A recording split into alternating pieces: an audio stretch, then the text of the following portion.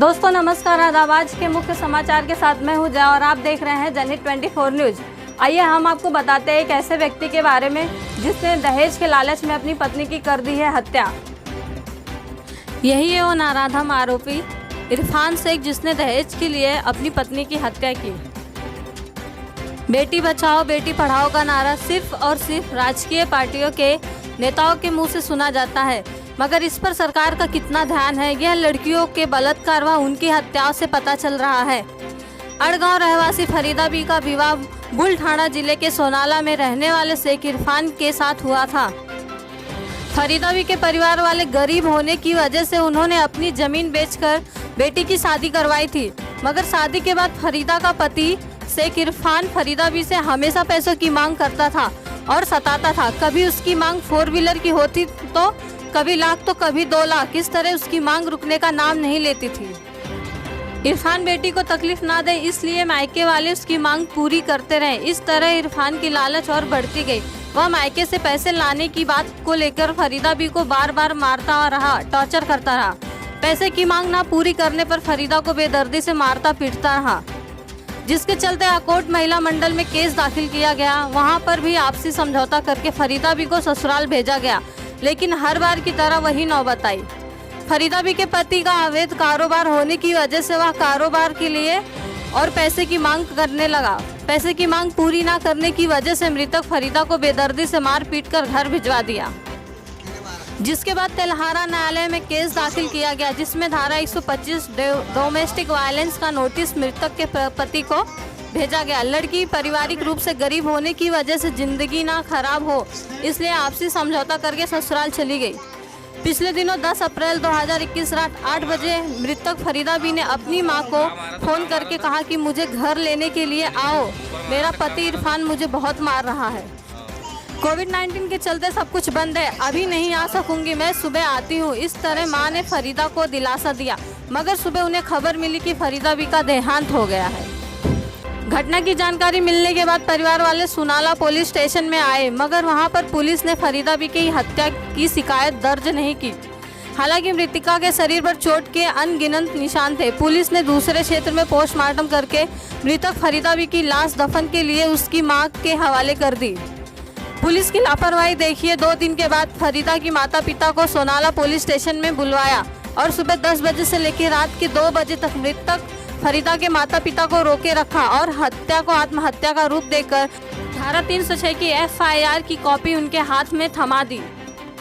आत्महत्या नहीं, मेरी बेटी की हत्या की गई है, ऐसी मांग करने पर मृतक के परिवार को सोनाला पुलिस कर्मचारियों ने धक्का मारकर पुलिस थाने से बाहर निकाल दिया, जिसके बाद international council of human rights के पदाधिकारी समीर अहमद शेख ने अमरावती के शासन तथा विधायक रवि राणा व नवनीत राणा से इस बात की चर्चा की, जिसके बाद विधायक रवि राणा ने समीर अहमद शेख को आश्वासन दिया कि हम मृतक के परिवार को इंसाफ दिलाएंगे और उनके लेटर पैड पर रेफरेंस बनाकर पुलिस महानिरीक्षक कार्यालय अमरावती में सबमिट किया।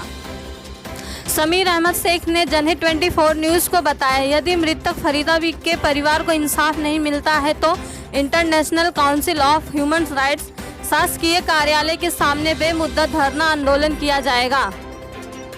आइए देखते हैं बेटी बचाओ बेटी पढ़ाओ का नारा देने वाली सरकार एक गरीब मां की बेटी फरीदा बी को इंसाफ दिला पाती है या नहीं।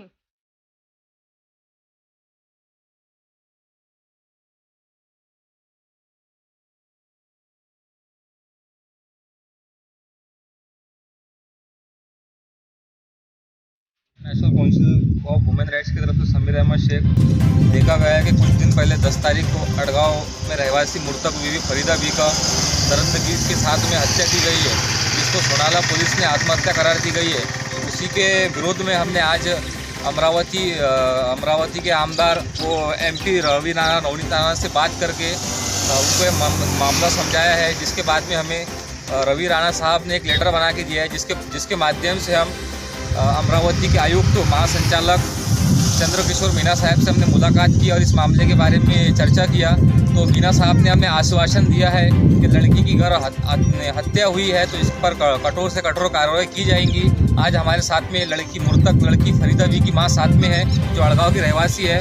आज उनके मुँह से उनकी बयानी सुनिए। क्या हुआ था आपकी लड़की के साथ? क्या हुआ था? सोनाला गए थे, हाँ, उनकी देवी थी सोनाला, बुल्डाने जिले में। बुल्डानी जिले में। अच्छा, क्या हुआ था आपकी लड़की के साथ? मर्डर कर दिए उन्होंने। ससुराल वालों ने ससुराल किस बात को लेके मर्डर किया गया? मर्डर करके आत्महत्या कर ली लड़की ने। वो बोलते ऐसे उन्होंने किस बात को लेके, मतलब किस बात को लेके उसने हत्या किया उसकी?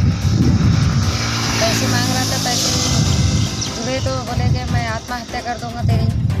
हत्या कर दूंगा हाँ।